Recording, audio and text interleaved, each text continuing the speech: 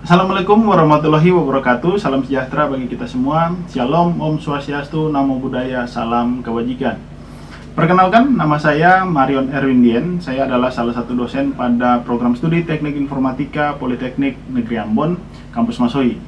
Saat ini saya akan menjelaskan metode dan teknik pengajaran saya pada salah satu mata kuliah yang saya ampu, yaitu Manajemen Proyek Sistem Informasi. Mata kuliah manajemen proyek sistem informasi ini mempelajari tentang manajemen proyek atau pengelolaan proyek mulai dari tahapan inisiasi, perencanaan, pelaksanaan, monitoring, controlling, dan closing sebuah proyek sistem informasi. Mata kuliah ini sendiri merupakan bagian dari sistem paket mahasiswa Prodi Informatika dengan kode mata kuliah MPB 22744 di semester 7 dengan bobot 3 SKS teori. Mata kuliah manajemen proyek sistem informasi ini akan mempelajari beberapa topik utama, yaitu yang pertama, pengantar proyek manajemen, yang kedua, proyek manajemen pada konteks teknologi informasi, proyek manajemen proses grup, yang keempat, proyek integration management, yang kelima, proyek scope management, yang keenam, proyek schedule management, yang ketujuh, proyek cost management, yang kedelapan, proyek quality management, yang kesembilan, Project Resource Management, yang ke-10 Project Communication Management, yang ke-11 Project Risk Management, yang ke-12 Project Procurement Management, dan yang terakhir adalah Project Stakeholder Management. Jadi setelah mempelajari mata kuliah ini, mahasiswa itu akan diharapkan mampu memahami, yang pertama, memahami dan menjelaskan definisi sebuah proyek, ya, kemudian tujuan manajemen proyek, keuntungan menggunakan manajemen proyek, dan knowledge area pada manajemen proyek. Yang kedua, mahasiswa itu mampu memahami dan menjelaskan definisi proyek sistem informasi, definisi manajemen proyek sistem informasi, peran manajer proyek, dan peluang karir di dalam sebuah proyek sistem informasi. Yang ketiga, mahasiswa mampu memahami dan menjelaskan tahapan siklus proses manajemen proyek sistem informasi. Yang keempat, mahasiswa itu mampu memahami cara mengintegrasikan semua tahapan proses dan mengontrol setiap batasan dan ruang lingkup pekerjaan manajemen proyek sistem informasi. Yang kelima, mahasiswa itu mampu memahami dan menjelaskan tahapan perencanaan waktu dan anggaran di dalam sebuah proyek sistem informasi.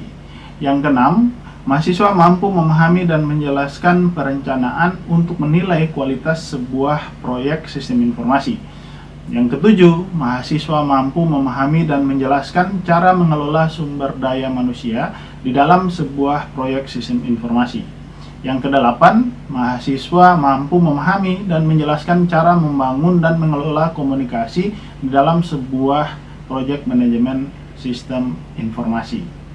Kemudian yang kesembilan, mahasiswa itu mampu memahami dan menjelaskan cara melakukan analisis dan mengelola resiko di dalam sebuah proyek sistem informasi. Yang ke-10, mahasiswa mampu memahami dan menjelaskan cara mengelola pengadaan kebutuhan sebuah proyek sistem informasi. Dan yang ke-11, mahasiswa mampu memahami dan menjelaskan cara membangun hubungan dan komunikasi yang baik dengan stakeholder. Dan yang terakhir, yang ke-12, mahasiswa itu mampu membuat proposal sebuah proyek sistem informasi dan mengimplementasikan di dalam sebuah studi kasus atau dalam bentuk sebuah project atau project based learning.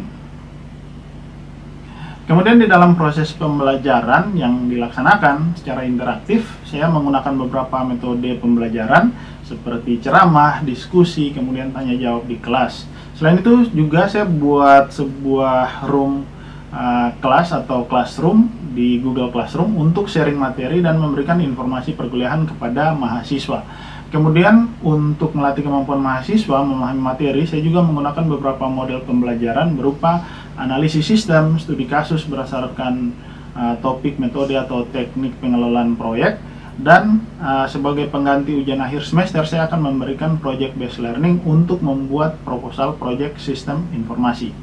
Semua bentuk tugas yang saya berikan itu untuk melatih kemampuan dan keterampilan mahasiswa untuk memberikan pemahaman kepada mahasiswa terhadap materi yang diajarkan. Itu tidak hanya tahu secara teori, tapi juga mengimplementasikan setiap teori, metode, dan teknik diajarkan di kelas agar dapat dipraktekkan langsung di lapangan melalui tugas-tugas di kelas maupun proyek akhir. Untuk asesmen sendiri, mata kuliah ini bobot penilaiannya adalah 10% untuk kehadiran, kemudian 20% untuk tugas, 30% untuk ujian tengah semester, dan 40% untuk ujian akhir atau project base. UTS akan dilaksanakan di minggu ke-8, sementara UAS akan dilaksanakan di minggu ke-16. Oke, berikut ini merupakan video pengajaran saya di kelas secara tatap muka pada materi pertemuan kedua. Terima kasih. Ya, oke, selamat siang semua. Siang. Gimana kabar kalian hari ini, semua sehat ya? Sehat. Ya. Oke, jadi hari ini kita akan melanjutkan materi kita dari minggu lalu untuk mata kuliah manajemen proyek sistem informasi. Ya, minggu lalu saya sudah bahas dengan kalian kontrak kuliah, kemudian materi awal tentang pengantar proyek. Ya. Nah, hari ini kita akan masuk kepada materi tujuan pembelajaran kita hari ini. Yang pertama itu definisi dan konsep proyek sistem informasi. Jadi kalau kemarin kita sudah bahas proyek secara umum, hari ini kita akan bahas apa sih itu proyek sistem informasi. Kemudian kita lihat ya, ada peran manajer proyek di dalam sebuah proyek sistem informasi, itu perannya apa saja. Dan kemudian yang ketiga kita lihat ya, ada profesi-profesi yang nanti dibutuhkan di dalam manajemen proyek sistem informasi. Ya, untuk tujuan pembelajaran hari ini sudah cukup jelas? Jelas. Nah, buat kalian yang minggu lalu belum masuk atau mungkin ada yang tidak hadir, ya. Nah, ini link Google Classroom yang harus kalian akses, dan jangan lupa gabung untuk download materi, karena materi hari ini kemudian silabus, RPS, dan kontrak kuliah itu sudah saya share di Google Classroom. Sudah bergabung semua? Sudah. Oke, jadi Google Classroom ini nanti digunakan juga untuk kalian mengumpulkan tugas selama proses perkuliahan. Ya. Nah, kalau yang belum bergabung, jangan lupa segera bergabung. Oke. Nah, tadi sudah saya singgung materi kita hari ini adalah pengantar manajemen proyek sistem informasi. Nah, ada yang masih ingat nggak minggu lalu saya sempat menjelaskan apa itu proyek, ya, kronologi proyek seperti apa. Ada yang bisa menjelaskan kembali materi minggu lalu apa itu proyek? Ada yang bisa menjawab? Silahkan. Oke, silakan. Sania, silakan berdiri. Jadi proyek adalah sebuah usaha yang dilakukan untuk menciptakan sebuah proyek layanan dengan hasil tertentu. Baik, terima kasih. Nah, mungkin ada yang bisa melengkapi lagi definisi tentang proyek dari materi minggu lalu yang sudah saya jelaskan. Silahkan, siapa?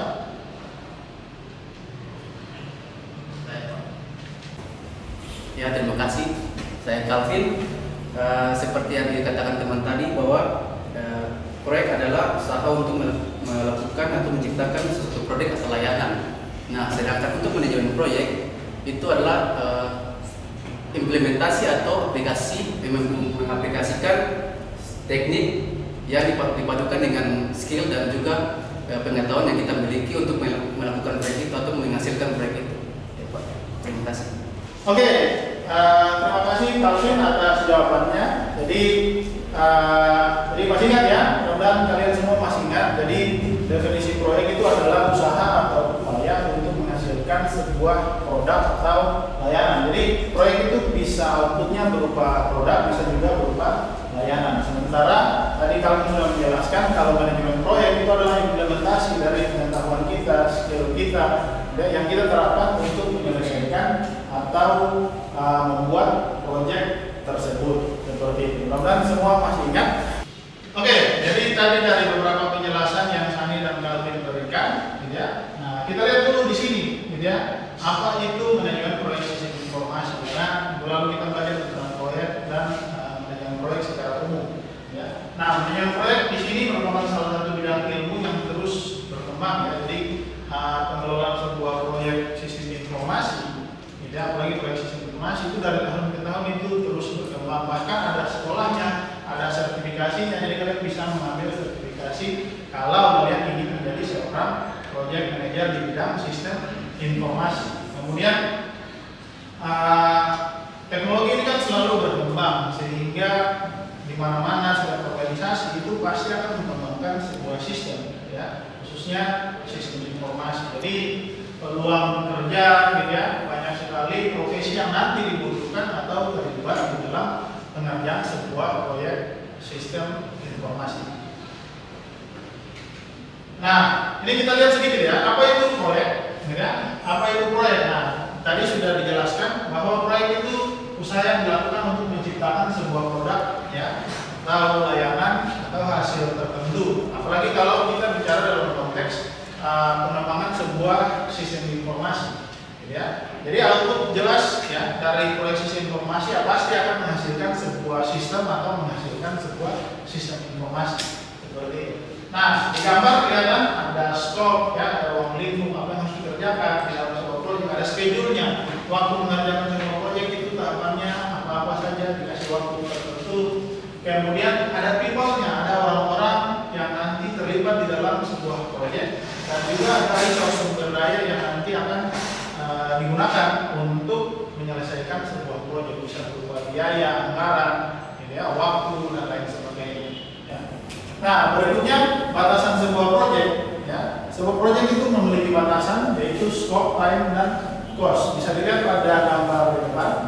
Ya. Nah, scope itu pekerjaan apa yang dilakukan, tujuan proyek itu apa, ya, dan hasilnya itu apa. Ya. Dalam konteks sebuah proyek sistem informasi, kita akan membangun sebuah sistem.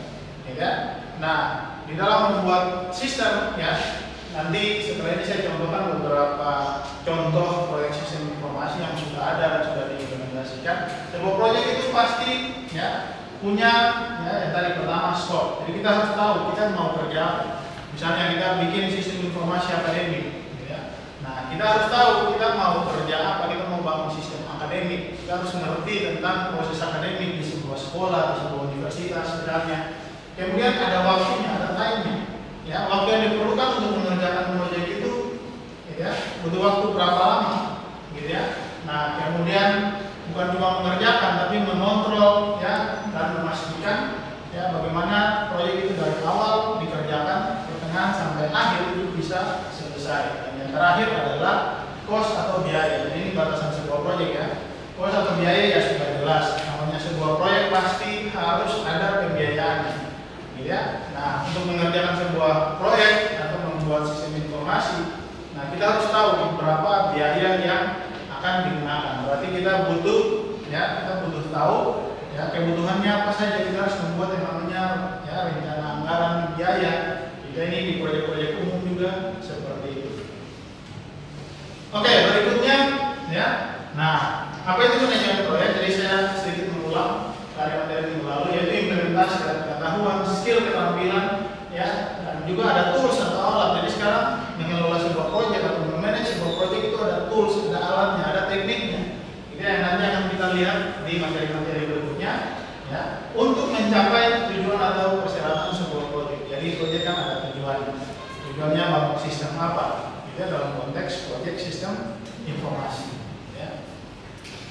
Nah, dari sini kita bisa mendefinisikan apa itu manajemen proyek sistem informasi. Jadi manajemen proyek sistem informasi adalah kegiatan organisasi, ya, informasi yang dibutuhkan dalam pembuatan sebuah proyek sistem informasi. Jadi jelas, ini sebenarnya simpel saja.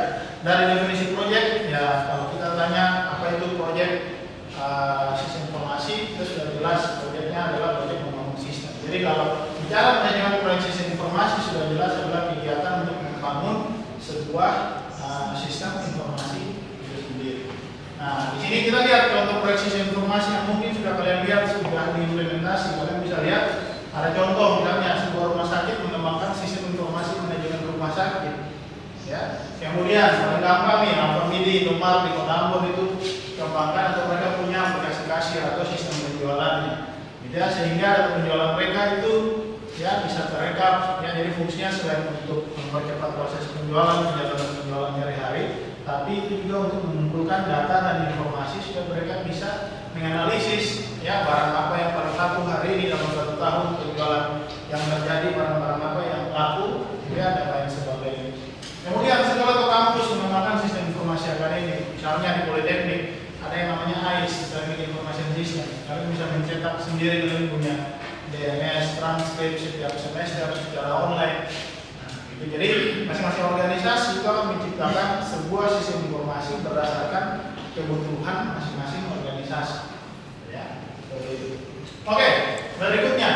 Nah, kita perlu tahu ada yang namanya stakeholder proyek. Ya. Siapa itu stakeholder? Ya, ingatkan siapa itu stakeholder. Nah, stakeholder adalah orang-orang yang terlibat dalam sebuah aktivitas proyek. Ya, bisa di dalamnya adalah tim, bisa saja orang yang membiayai proyek atau sponsor. Ya, kemudian ada staff, customer, pelanggan, ya, pengguna, bahkan kompetitor pun itu dianggap sebagai sebuah stakeholder dari proyek. Ya, bisa saja kita mengembangkan sistem, tapi ada orang lain juga akan mengembangkan sistem. Ya, bisa saja ya itu merupakan seorang kompetitor. Ya, nah kita bisa belajar apa dari kompetitor, misalnya harganya, fiturnya, ya, yang bisa jadi referensi kita. Jadi bukan cuma sekedar tim kita yang bekerja, gitu ya, atau klien kita mengembangkan sistem di mana, gitu ya. Karena nanti kita lihat ada peran manajer proyek, karena peran manajer proyek ini itu berbeda-beda. Ada peran secara internal, ada peran untuk misalnya sebuah konsultan IT, gitu ya. Nah, peran manajer proyek itu berbeda-beda. Nanti kita lihat di materi berikutnya. Ya. Nah, kemudian kita lihat dulu di sini, ya, ada yang namanya framework manajemen proyek. Ini sudah saya jelaskan di minggu lalu. Ya, ada kurang lebih 10 knowledge area atau bahasa sederhananya adalah pengetahuan apa yang harus kita kuasai di dalam mengelola sebuah proyek. Tapi sampai di sini ada yang mau menyampaikan pertanyaan dulu sebelum saya melanjutkan terkait framework manajemen proyek. Silahkan bagi yang mau bertanya, silahkan. Oke, Reza, silahkan. Oke, terima kasih atas kesempatan yang telah diberikan. Nama saya Reza Rizkia. Saya akan bertanya tentang apa perbedaan proyek umum atau proyek biasa sama proyek manajemen sistem informasi. Ya, baik, terima kasih Reza atas pertanyaannya. Nah, ini jadi pertanyaan ya. Apa perbedaan proyek biasa atau proyek umum yang mungkin bisa kalian lihat? Ya, jadi proyek itu sebenarnya luas dan banyak sekali. Contohnya misalnya kalian lihat ada proyek pembangunan sebuah gedung dan lain sebagainya ya. Nah, lalu apa bedanya dengan proyek sistem informasi? Nah, dari penjelasan dari materi yang tadi sudah saya jelaskan, sebenarnya bisa kelihatan ya sudah cukup jelas ya. Mungkin saya bahas agak perluas sedikit supaya tambahan pengetahuan buat kalian. Jadi persamaan proyek biasa dan proyek sistem informasi adalah ya kita butuh yang tadi namanya ilmu manajemen proyek. Karena ilmu manajemen proyek itu dipakai di semua proyek itu ilmunya sama, memanage waktu, memanage biaya, ada tujuannya dan lain sebagainya.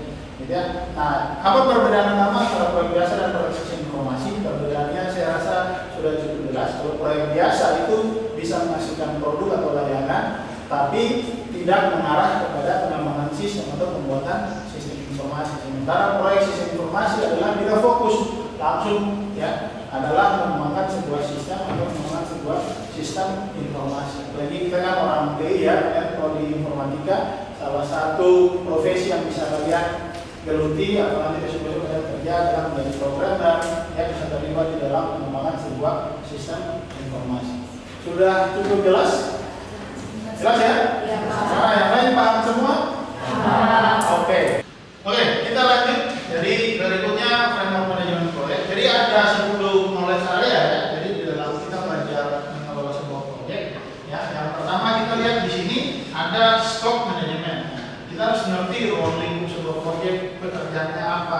Kemudian kita bicara schedule manajemen, bagaimana mengelola waktu, membuat jadwal. Ya, proyek harus selesai berapa bulan. Ya. Kemudian ada juga cost management, biaya. Kita harus menghitung anggarannya. Ya, jangan sampai kita bikin proyek ya secara ekonomis kita rugi, gitu ya. Nah, kita harus mempertimbangkan aspek ekonominya, biayanya seperti apa.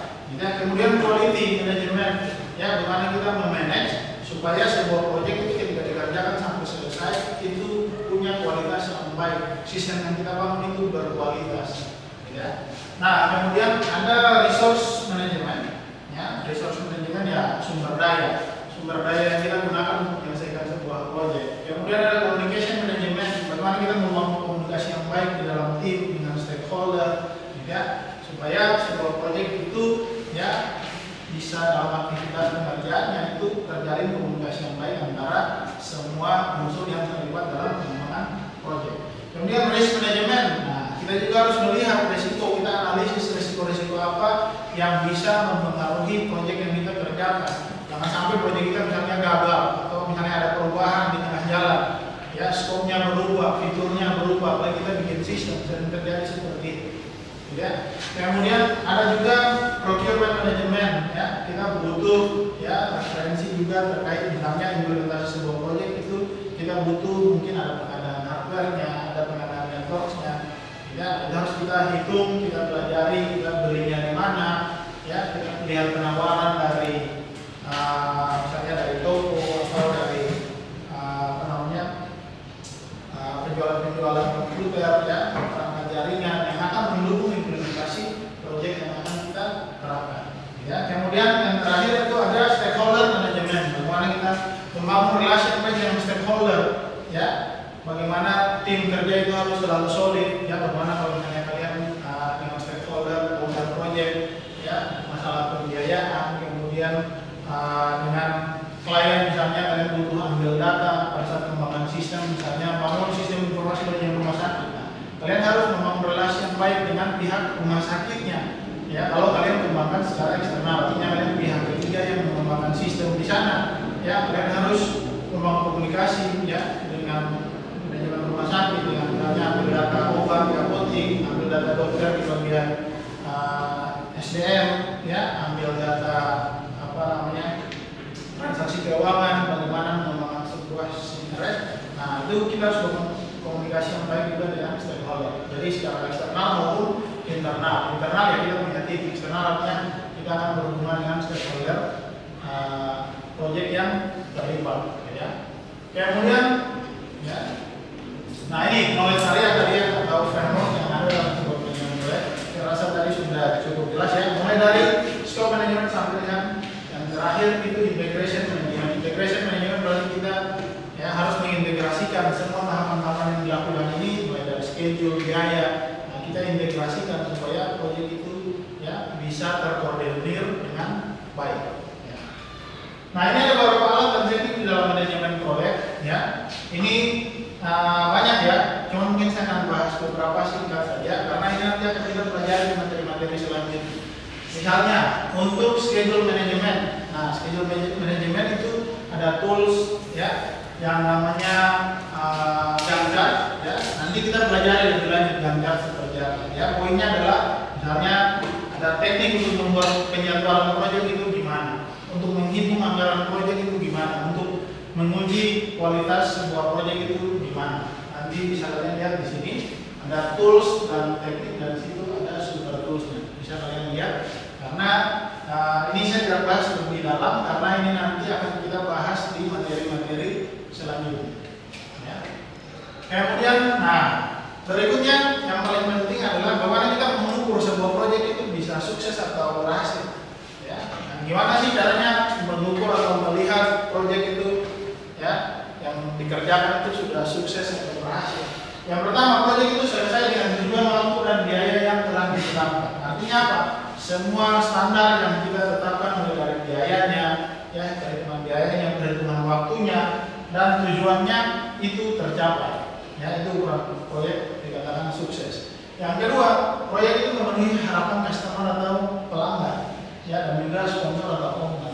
Jadi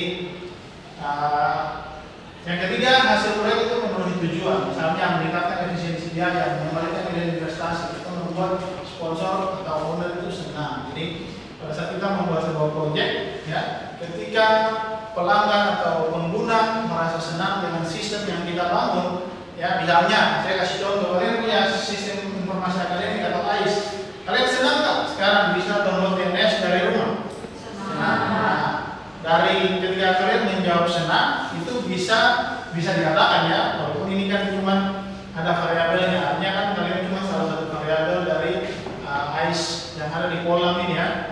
Untuk ke mahasiswa kalian itu merasa senang.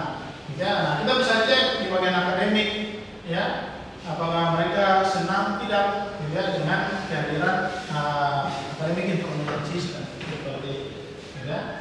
Nah, kemudian berikutnya ya, program dan portfolio proyek manajemen. Jadi ada satu sudut pandang di dalam sebuah organisasi yaitu terkait dengan portfolio manajemen atau manajemen atau manajer aset ya.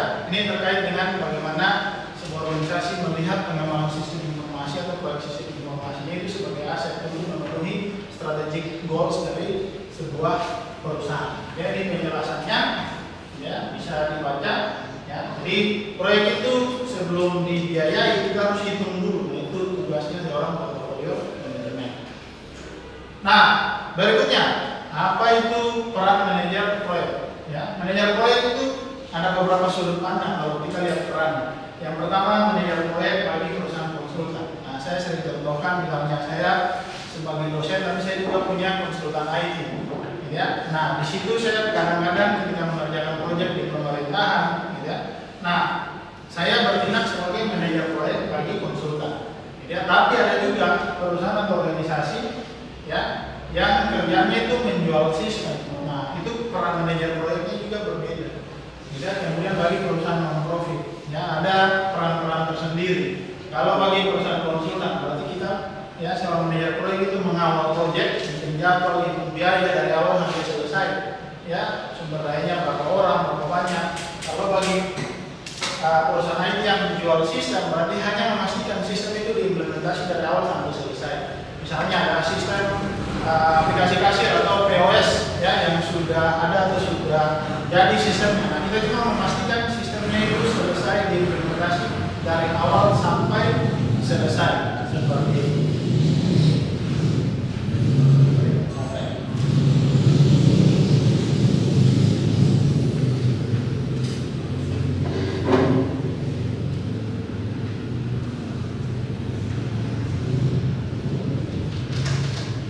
Oke, berikutnya untuk peran manajer proyek bagi perusahaan non-profit. Jadi ini biasanya perusahaan non-profit ini kan biasa keterbatasan biaya. Jadi kalau manajer proyek di sana itu memastikan mereka punya proyek apa, ya membangun sistem apa, cari pembiayaan yang efisien dan minimal dengan sumber daya yang ada, dengan waktu yang diberikan, diatur ya waktu, biaya dan lain sebagainya.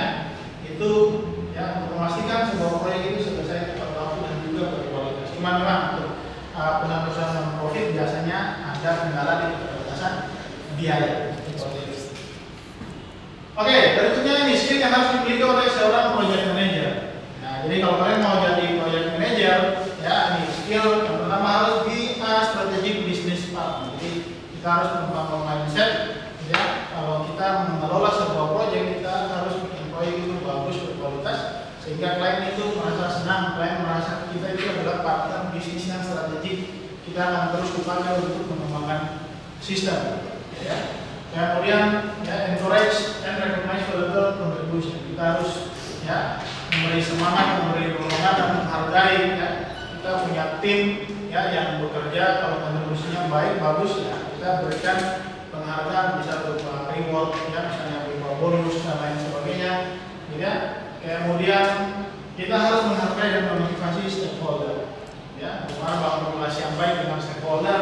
Kemudian harus fokus untuk sebuah proyek itu sukses. Ya, baik kita kembangkan untuk orang lain atau kita kembangkan untuk organisasi kita sendiri. Ya, kemudian ya harus berintegritas dan bertanggung jawab. Ya. Stress integrity akan terbeli. Jadi mengerjakan sesuatu sebagai seorang project manager itu harus berintegritas dan harus bertanggung jawab. Ya, kalau ada tim yang salah ya kita harus marah. Ya, supaya apa? Supaya kita memberikan motivasi kepada tim. Tapi harus berintegritas dan juga bertanggung jawab. Semua tanggung jawab yang diberikan itu harus dikerjakan sesuai dengan job desk yang ada dengan waktu yang diberikan. Ya. Kemudian work integrate. Ya. Nah, be able to deal with ambiguity. Nah, ini dari seorang manajer proyek itu harus fleksibel, harus bisa bekerja, ya, harus fleksibel ya. Jadi kita harus bisa menyesuaikan dengan kondisi, jangan sampai kita terlalu kaku dan lain sebagainya. Ya. Nah, ini berikutnya adalah karir manajer proyek dan karir di dalam proyek IT. Ya. Nah, ini kalian lihat, nah, kalian bisa kira-kira kalau kalian ya. Ini besok-besok jadi sarjana komputer mau jadi apa? Nah, ini ada peluang karir yang ada bagi kalian lulusan TI ya. Jadi dalam sebuah proyek ya, industri teknologi informasi kan terus berkembang, kebutuhan terkait SDM di dalam proyek IT atau proyek sistem informasi ya. Nah, ini adalah skill yang dibutuhkan tahun 2017 sebenarnya dari bukunya Kati Suwabu yang saya share. Jadi ada full stack software development sampai dengan DevOps. Itu adalah skill-skill yang dibutuhkan. Jadi ini adalah skill-skill yang dibutuhkan ya, yang paling populer di dunia ya. Nah, di Indonesia seperti apa? Kira-kira butuhnya apa ya? Profesinya apa ya? Nah, kalian harus tinggalkan kalian punya skill supaya kalian itu dibutuhkan di dalam sebuah proyek sistem informasi atau proyek pengembangan sistem. Nah, di sini sekaligus saya akan memberikan tugas yang pertama buat kalian. Ya. Nah, tugasnya adalah ya, cari profesi di bidang IT dalam sebuah proyek sistem informasi yang paling dicari di Indonesia. Kalau tadi di buku tadi itu datanya dari luar. Nah, kalau di Indonesia itu ya, yang paling dibutuhkan bisa dicari ya? Bisa? Bisa. Oke. Kemudian tugas yang kedua adalah bukan tugas yang kedua ya. Tugas pertama pertanyaan berikutnya adalah tantangan apa saja yang dihadapi oleh seorang proyek manajer dalam mengerjakan sebuah proyek sistem informasi. Nah, saya pengen kalian cari ya, membaca referensi di internet ya. Nah, kira-kira tantangan menjadi seorang proyek sistem informasi itu apa saja? Untuk tugas cukup jelas? Jelas. Ada yang mau ditanyakan untuk tugas? Ya, cukup jelas ya? Dikumpulkan nanti di classroom ya. Saya buat linknya nanti di Google Classroom, silakan kalian kumpulkan di sana. Deadline-nya 3 hari dari sekarang, yaitu tanggal 29 September 2020. Cukup jelas? Jelas. Nah, yang terakhir resume yang bisa kita dapatkan hari ini apa saja? Ya, kita sudah tahu ya, manajemen proyek itu diperlukan untuk memastikan sebuah proyek ya. Dia butuh organisasi, tepat waktu ya, dan tepat dengan anggaran atau biaya yang keluar. Nah, yang proyek itu implementasi dari pengetahuan skill, alat dan teknik ya pada aktivitas sebuah proyek. Dan yang terakhir, manajer proyek IT memegang peranan kunci di dalam sebuah proyek. Ya. Oke, sampai di sini ada yang mau bertanya atau sudah jelas materi hari ini? Jelas. Oke, kalau sudah jelas, sampai jumpa minggu depan. Jangan lupa tugasnya dikumpulkan 3 hari lagi. Selamat sore.